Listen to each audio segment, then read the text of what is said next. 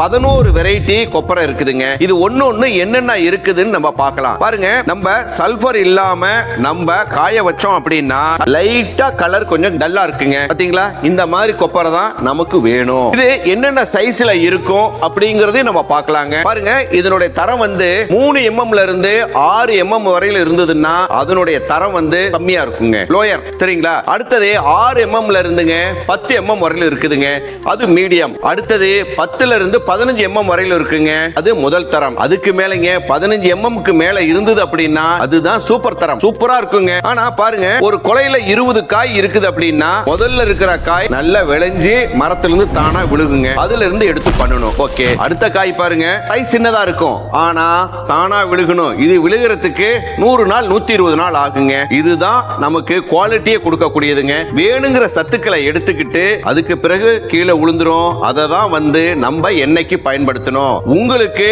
முதல் தரமான தேங்காய் கொப்பரை வேணும் அப்படின்னா கீழ்காணும் நம்பர்ல நீங்க தொடர்பு கொள்ளுங்க, நாங்க உங்களுக்கு அனுப்பி வைக்கிறோம். சரிங்களா நேயர்களே? இது போல நிறைய வீடியோக்களை கொடுக்க இருக்கிறோம். அதனால நம்ம சேனலை லைக் பண்ணுங்க, கமெண்ட் பண்ணுங்க, ஷேர் பண்ணுங்க, நம்ம சேனலை சப்ஸ்கிரைப் பண்ணுங்க. மீண்டும் இன்னொரு வீடியோவில் சந்திப்போம். நன்றி, வணக்கம்.